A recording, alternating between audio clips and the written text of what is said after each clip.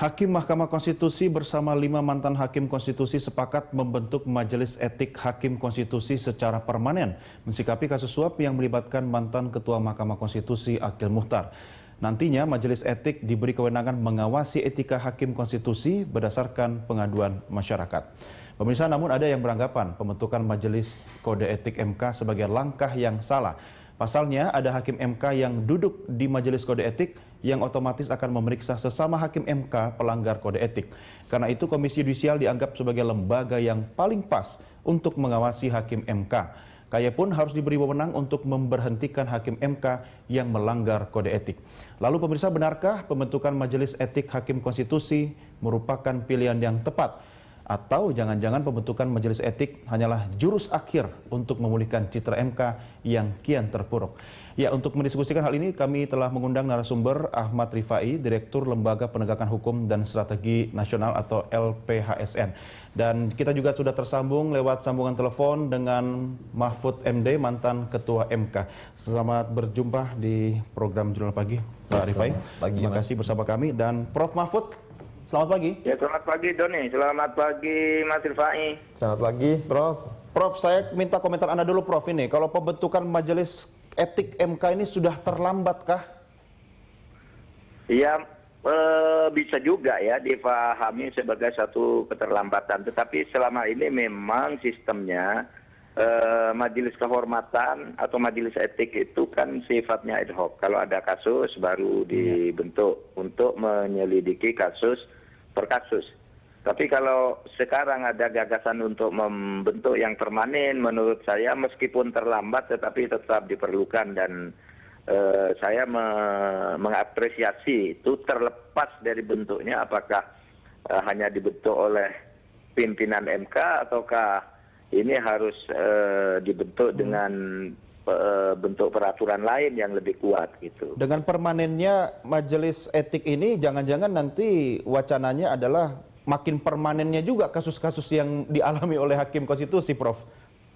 Nah, kalau gagasannya, meskipun saya tidak setuju ya dengan salah satu bagian dari gagasannya itu kan nanti ini akan terdiri dari orang luar yang dianggap punya kredibilitas yang tinggi.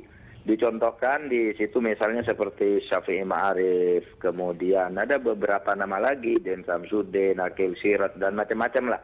Yang orang-orang baik di situ akan diberi tugas secara permanen, tetapi tentu saja permanen dalam pengertian dia punya staf-staf yang secara 24 jam bekerja, yang melapor kepada mereka. Ya. Nah, itu berarti tidak mempermanenkan persoalan, karena ini orang luar.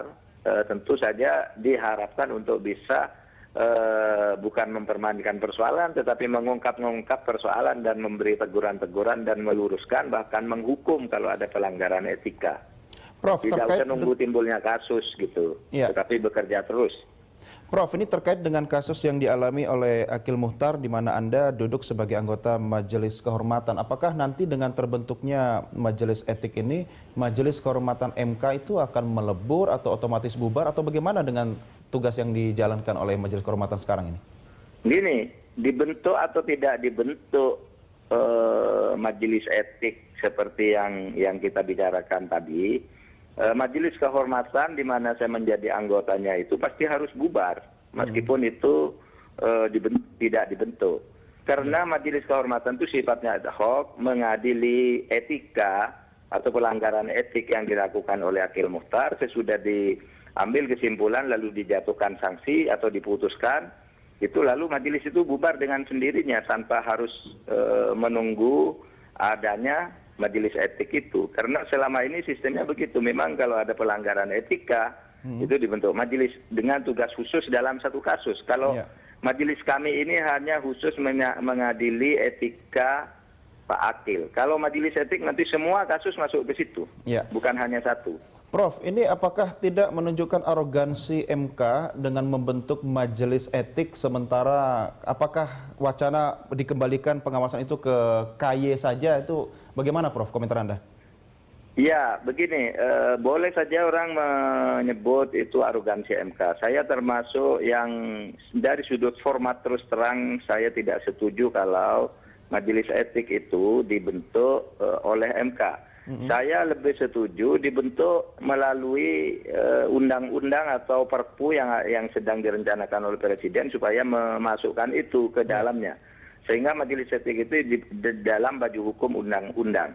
Tetapi kalau ada gagasan bahwa pengawasan itu akan dilakukan atau diberikan lagi kepada Komisi Yudisial, itu secara konstitusional sudah tidak bisa. Karena MK sebagai sole interpreter of Constitution sudah mengatakan Komisi Yudisial itu tidak bisa mengadili atau tidak bisa mengawasi MK. Nah, sedangkan putusan MK tentang itu dianggap sebagai tafsir yang sah dan benar dari Undang-Undang Dasar. Nah, oleh sebab itu saya lebih setuju dengan majelis etik tadi yang bukan KY, tetapi KY bisa ada di dalamnya di situ. Sebagai bagian, kalau menghidupkan pengawasan KY lagi itu pasti nanti bisa digugat ke MK lagi oleh orang sehingga itu bisa dibatalkan lagi karena memang inkonstitusional. Ya, baik. Nah, itu yang sekarang terjadi, dilematis memang. Baik, Prof, tetap bersama kami. Saya ke Pak Rifai dulu. Pak Rifai, bagaimana komentar Anda? Masih ada waktu terlambat kah atau mungkin ada mekanisme yang lain yang menurut Anda bisa lebih efektif? Saya melihat bahwa ini bukan masalah terlambat ya, tetapi bagaimana mengefektifkan kembali nanti namanya dengan apapun itu ya. Ada misalnya komite etik atau majelis etik dan sebagainya. Tidak ada kata terlambat yang sebenarnya. Yang penting dikasih gigi ya. Benar. Nah, yang terpenting ada di situ. Saya juga sependapat dengan apa yang dikatakan Profesor Mahfud sebenarnya. Bahwa saya pribadi juga tidak setuju kalau itu akan dikembalikan ke KY. Tetapi adalah saat ini perlu lembaga pengawasan atau komite etik atau apapun namanya di situ yang memberikan pengawasan secara permanen. Karena kalau tidak ini akan menimbulkan masalah-masalah baru lagi ke depan. Tetapi apapun itu juga yang namanya komite etik ini saya melihat bahwa yang dibentuk komite etik masih lebih fair daripada komite etik yang ada di KPK waktu itu. Kenapa demikian? Di MK ini ketika nanti ada indikasi-indikasi adanya tindak pidana, misalnya penyuapan atau indikasi yang lainnya, maka komite etik di MK ini bisa memberikan masukan kepada KPK. Kenapa nggak dari dulu ya? Apa kita kesannya latah nih giliran ada kasus bentuk komite, bentuk majelis? Artinya kalau kita bicara integritas, ini harusnya sejak tahap rekrutmen sudah dikawal ini kan? Iya, betul. Saya sebenarnya dari 4 tahun yang lalu pernah mengusulkan, sebenarnya MK perlu diawasi dengan komite etik atau apapun namanya di situ. Kami 4 tahun yang lalu sudah pernah mengatakan ide-ide seperti ini. Tetapi tidak menarik ide itu. Iya, sepertinya tidak menarik ide itu. Ini kan seperti wakil Tuhan di muka bumi. Benar. Jadi sama ketika kita mengusulkan ada komite etik di KPK waktu itu, kita mengusulkan di situ dia mengatakan bahwa KPK dan MK lembaga yang punya integritas. Saya katakan bahwa lembaga yang punya integritas tanpa diawasi juga tidak menutup kemungkinan akan terjadi pelanggaran hukum selama juga. Itu manusia masih tetap ada peluang untuk melakukan pelanggaran. Karena apapun juga, apalagi di situ adalah orang-orang hukum yang mereka tanda kutip mempunyai pengetahuan yang cukup bagus di sana. Apapun juga perlu diawasi dengan secara ketat. Baik. Apalagi di MK itu sendiri. Ya. Pak Rifai, Prof. Mahfud, kita break dulu. Kami segera kembali sesaat lagi. Tetap bersama kami. Terima kasih masih bergabung bersama kami dan saya masih berdiskusi dengan Pak Ahmad Rifai dan juga Prof. Mahfud MD di ujung telepon. Sebelum melanjutkan diskusi, kita simak dulu pernyataan Wakil Ketua MK Hamdan Zulfa berikut ini. Nah, majelis ini akan menganalisis, mencari informasi, melakukan klarifikasi, dan terakhir kalau memang ada pelanggaran-pelanggaran yang dianggap berat, itu merekomendasikan untuk pembentukan Majelis Kehormatan Mahkamah Konstitusi. Berarti intinya Bapak setuju atas dibangunnya lembaga ini, Pak? Iya, kami semua sudah setuju. Sekarang yang kami belum detail adalah siapa yang akan menjadi anggota dan bagaimana mekanisme kerjanya kami sedang merumuskan. Jadi prinsipnya memang kita juga memang menginginkan ada suatu majelis yang akan secara hari per hari untuk menganalisis berbagai laporan. Dan kami juga rencana nanti akan membuka satu kotak pos secara surat ya, untuk langsung kepada majelis etik dan juga email yang langsung kepada majelis etik dan juga SMS kepada langsung majelis etik yang hanya dibuka oleh majelis etik tentang pengaduan-pengaduan terhadap perilaku hakim. Saya kembali ke Prof. Mahfud dulu. Prof. Mahfud, Ya, ini apakah tidak mendahului keinginan pengeluaran Perpu sehingga teman-teman di MK mendahului dengan membentuk majelis etik, Prof? iya. Jadi memang mendahului kalau itu akan dilakukan oleh MK dan menurut saya Perpu atau undang-undang nanti bisa saja membuat dan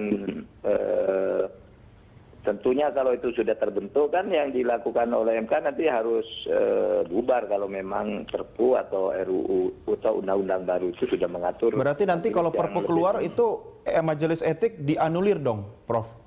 Iya, harus dianulir dong. Lalu kenapa tidak bersabar menunggu Perpu saja, Prof? Baju hukumnya itu berbeda dan saya memang lebih setuju masuk di dalam Perpu atau di dalam undang-undang gitu. Prof, ya, tidak bisa diatur sendiri. Sekarang ini pertama secara hukum akan lebih kuat kalau itu dibentuk oleh Perpu atau undang-undang.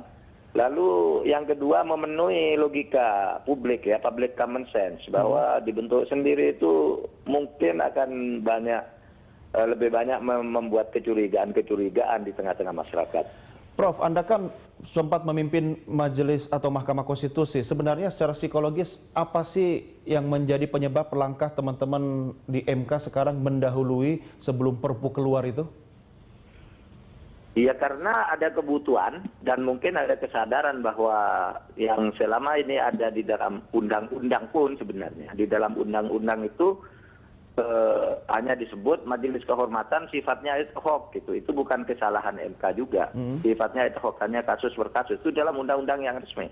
Nah sekarang itu ada kebutuhan. Lalu MK mungkin merasa harus memenuhi kebutuhan itu. Saya terus terang pada waktu rapat kesepakatan untuk membentuk majelis etik itu saya tidak hadir di dalam forum itu karena ada acara lain.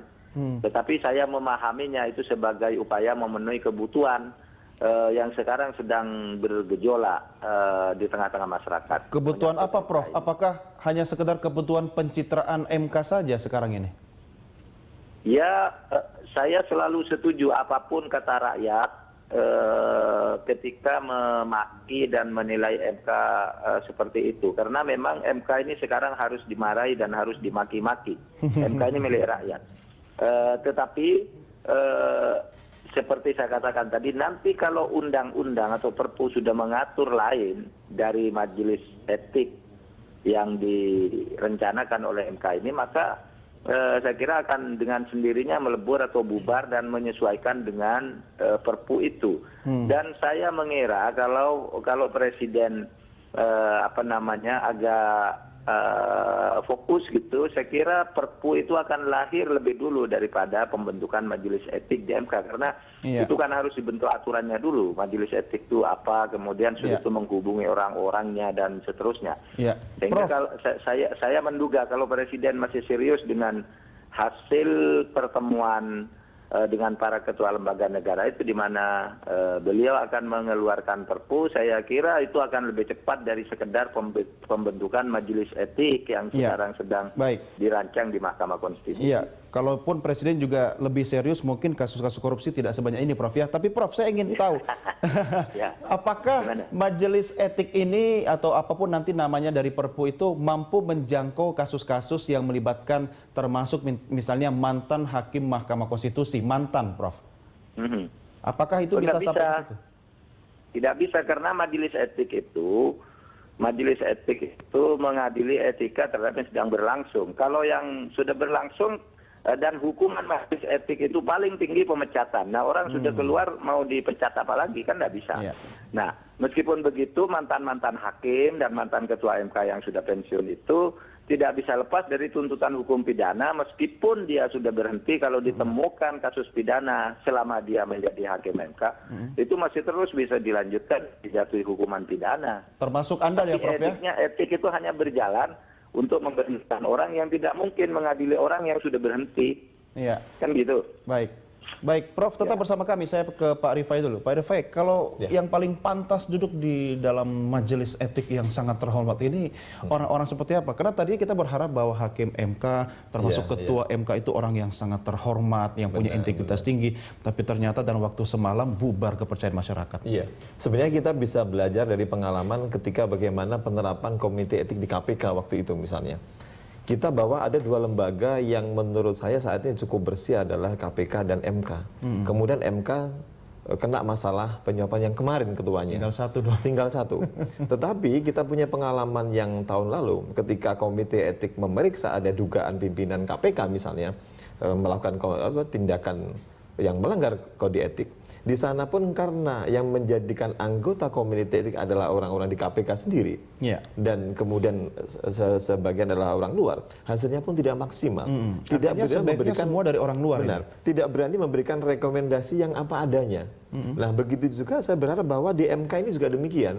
Mestinya di MK ini berani menerapkan bahwa yang ada atau yang duduk di dalam komite itu adalah orang-orang luar yang mereka memahami tentang hukum, yang mereka yang memahami tentang mekanisme bagaimana cara mengungkap masalah-masalah ini. Itu adalah sangat penting. Ya. Karena kalau mereka ada di dalam kemudian akan memeriksa orang-orang yang teman-temannya sendiri, ini akan sangat Iya, susah. akan sungkan juga ya Sangat kalau sungkan teman juga. meriksa teman gitu Benar. kan. Tapi Pak Rifai, kalau kita bagi ya, ini waktu MK kan hakim-hakimnya kan ada wakil dari pemerintah, dari MA, kemudian dari DPR, walaupun memang tidak disebutkan perwakilan dari ketiga lembaga tersebut.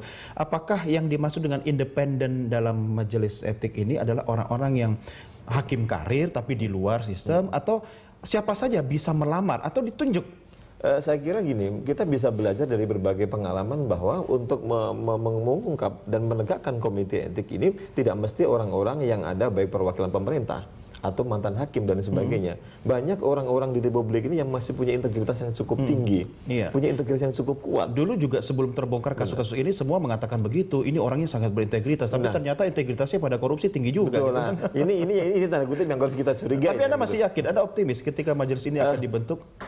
Saya masih optimis ya, tetapi saya mengusulkan bahwa janganlah semuanya bermutlak dari orang-orang yang pernah duduk di situ. Karena apapun juga mereka mengungkapkannya tidak akan bisa secara terbuka, Koneksi tidak harus akan diputus, bisa ya? fair, betul. Di sini nih yang perlu dibutuhkan orang-orang yang independen, orang yang punya integritas minimal untuk menilai apakah ini ada pelanggaran atau tidak. Karena kalau mereka tidak punya keberanian dan ada rasa sungkan, mereka tidak akan pernah bisa menegakkan atau malah etik itu ikut sendiri. jadi bagian dari konspirasi itu ya? Akan menjadi bagian dari konspirasi Baik, itu sendiri. Pak Rifai kita break dulu, Prof Mahfud kita break dulu, tetap bersama kami, pemirsa kami segera kembali sesaat lagi. Terima kasih masih bergabung bersama kami dan kita lanjutkan dialog kita. Saya kembali ke Prof Mahfud. Prof Mahfud, Ya, menurut Anda siapa kira-kira orang yang paling layak, paling pantas dan memiliki integritas tinggi untuk duduk dalam majelis etik ini, Prof? saya kira banyak ya. Kalau cuma 10 gitu di Indonesia ini bisa dengan gampang mencari gitu ya. Tapi itu akan aturannya belum ada. Misalnya orang yang seperti Syafi'i Ma'arif atau Taufikur Rahman Ruki yang mantan ketua KPK itu kan bisa masuk juga. Jadi bisa juga Din Samsudin, bisa Jimli Asidiki dan sebagainya. Saya kira banyak lah kalau mencari orang begitu yang oleh masyarakat secara umum dikenal sebagai orang yang bersih gitu. Kenapa tidak Anda sendiri, Prof, yang duduk di situ bareng-bareng misalnya dengan Prof Jimli dan kawan-kawan?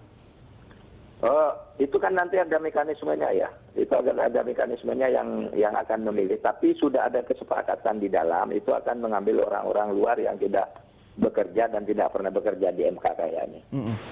Prof, bagaimana bisa dijamin ketika mereka-mereka yang duduk dalam majelis etik ini memang orang-orang yang punya integritas? Jangan sampai kita kecolongan lagi, nanti yang mengawasi malah juga harus diawasi nih. Ya memang tidak ada yang bisa menjamin itu ya. Semuanya kan di lembaga negara ketika membentuk lembaga pengawas kepada siapapun, kepada MA, kepada presiden dan sebagainya.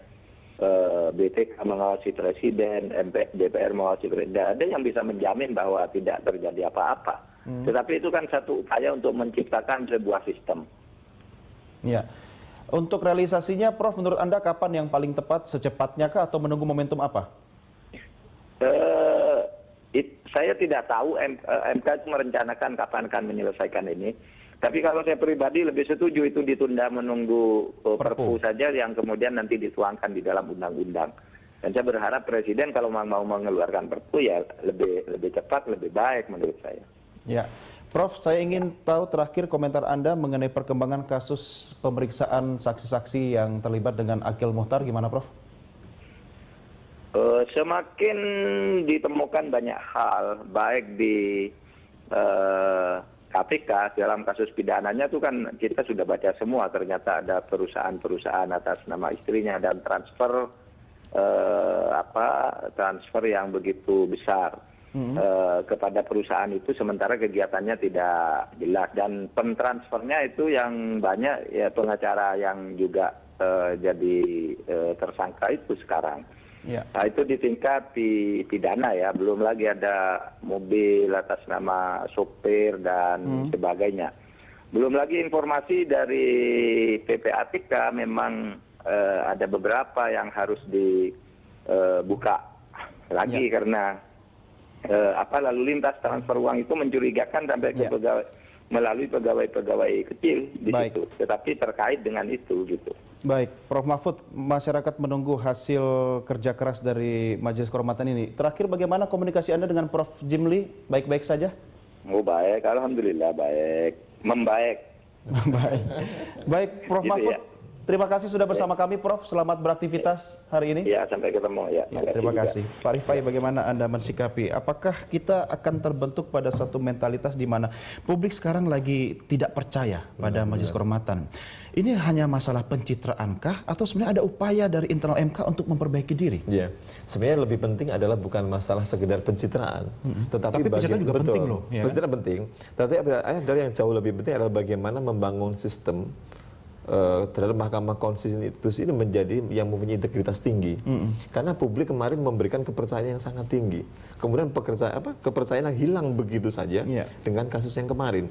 Ini adalah merupakan bentuk degradasi moral yang paling luar biasa. Tentu dengan hal seperti ini perlu dikembalikan kepada posisi semula yang mungkin posisi yang lebih baik. Artinya orang-orang yang duduk di majelis etik ataupun nanti apapun namanya itu adalah orang-orang yang memang harus integritasnya berkali-kali lipat lebih tinggi dong ya? Iya, artinya jangan sampai kecolongan orang-orang yang sudah dikatakan ini baik ternyata ketika duduk di sana atau dalam satu hari nanti mereka terbukti melakukan tindak pidana. Ini jangan sampai terjadi. Misalnya kita bisa melihat contoh misalnya siapa menyangka bahwa AM itu akan melakukan tindak pidana penyuapan seperti ini. Yang mestinya disadari atau tidak ini akan berakibat yang sangat luar biasa. Bahkan katanya malaikat pun tidak menyangka. Beneran ya? Jadi yang sangat luar biasa itu akan memberikan akibat yang sangat buruk. Ini adalah merupakan bentuk sesuatu yang mesti harus ditegakkan komite etiknya. Pak Rifai, menurut Anda bagaimana mekanisme teknis agar majelis etik itu akan bekerja dengan baik dan efektif untuk menjadi pengawas dari hakim yang sangat terhormat ini? Iya, ya memang para anggotanya mereka harus memahami dan mereka harus mempunyai mainstream yang bagus terhadap bagaimana cara kerja mereka. Kalau mereka tidak mempunyai cara kerja yang bagus, tentu mereka tidak tahu apa yang bisa dikerjakan. Nah, sehingga ketika sebelum dibentuknya atau sebelum ditunjuk mereka sudah mempunyai visi. Harus di fit and proper test nggak? Saya kira iya. Siapa yang harus fit and proper test? Kalau DPR nanti orang juga nggak percaya lagi. Jangan-jangan teman-temannya sendiri yang ditaruh di situ. Memang ini ada satu dilema.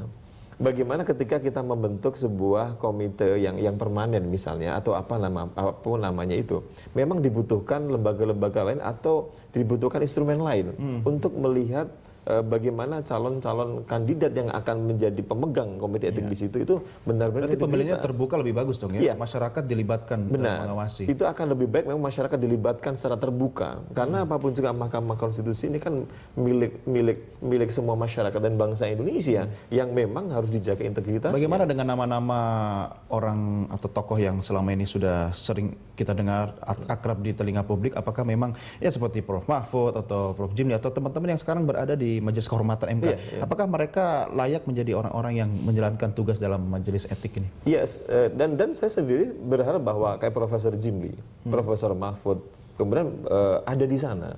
Karena apapun juga mempunyai pengalaman yang cukup tahu tentang di Mahkamah Konstitusi. Bukan malah lebih banyak teman-temannya yang diawasi. Namun ada namanya itu. Tapi yang terlebih lagi adalah janganlah yang menjadi